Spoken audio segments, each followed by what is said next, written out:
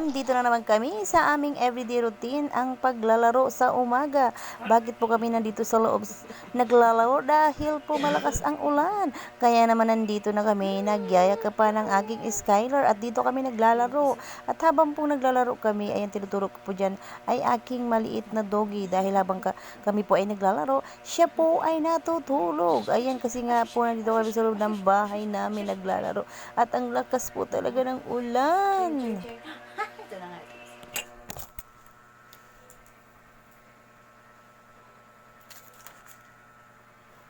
Tulog na siya. Natulog na sa kakaharot naming dalawa.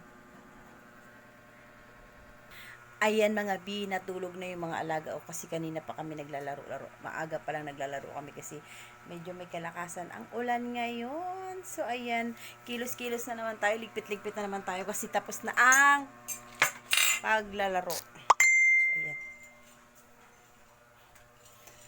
Ayan. Ayan. Good morning sa lahat. Kilos-kilos na naman ang person. Kilos. Ayan. Aayusin natin ang camera. Aayusin natin. Good morning mga B. Kilos muna tayo for today's video. Ayan.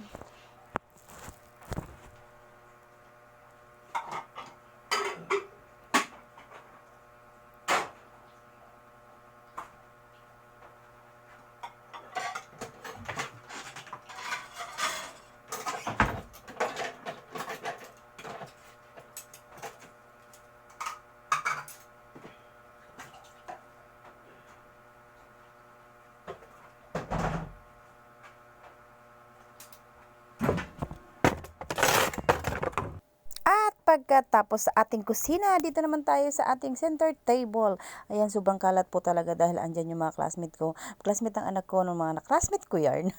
Classmate ng mga anak ko noong nakarang araw. At dito po sila nagluluto ng kanilang mga task. So ayan nga, hinayaan ko sila ditong magluto. At ayan na nga ako, nagliligpit ako kasi medyong marami-rami po talaga ang mga kalat-kalat dyan. Kaya ayan, ligligpit na naman ang inyong mami, ang inyong person. So ayan, tuduligpit-ligpit dahil ngayon ay Saturday, Laba Day. So habang ako ay naglilinis at nagliligpit dyan, meron na po akong nakasalang na pritong Gigi.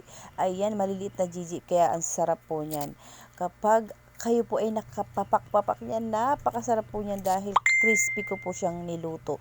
At pagkatapos po niyan, syempre hindi na mawala ang ating gulay na nilaga, in-steam na gulay, isaw-saw sa ating masarap na bagoong. Syempre, ayan, ang ating bagoong na may sili at na may kalamansi. So, ayan na naman inyong mami, turo na naman kain. Ay, sarap niyan.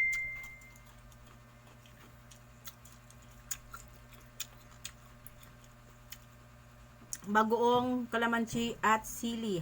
Ano to?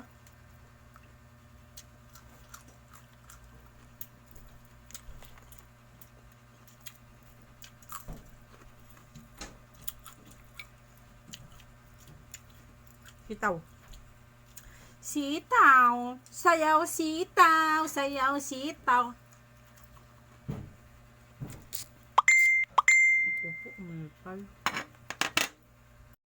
Thank you for watching. Thank you very much.